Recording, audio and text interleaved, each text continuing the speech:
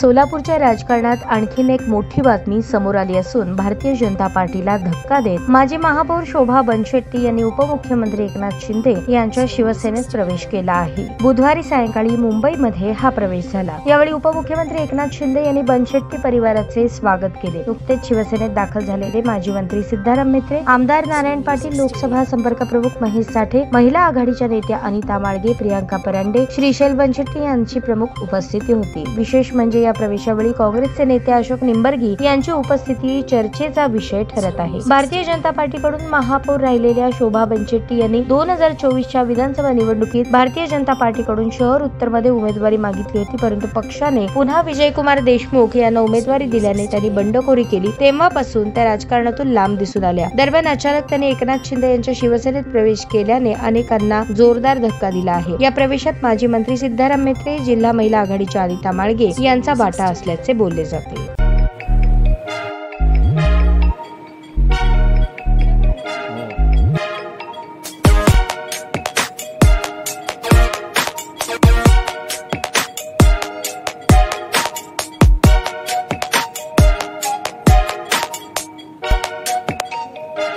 सोलापूर शहरातील सुप्रसिद्ध हॉस्पिटल म्हणजे सेंट्रल मल्टी स्पेशालिटी हॉस्पिटल मागील अनेक वर्षापासून सेवा बजावत आहे। 24 तास इमर्जन्सी सर्व्हिस, मॉडर्न टेक्नॉलॉजी, अनुभवी डॉक्टर्स तसेच अत्याधुनिक तंत्रज्ञान सुविधांनी सुसज्ज स्त्रीरोग प्रसूती विभाग, ऑर्थोपेडिक विभाग, मेडिकल विभाग आणि इतर एकमेव नाव म्हणजे सेंट्रल मल्टी स्पेशालिटी हॉस्पिटल।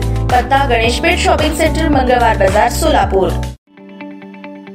ताज्या बातम्या पाहण्यासाठी प्राईम महाराष्ट्र न्यूज चॅनलला सबस्क्राईब करा।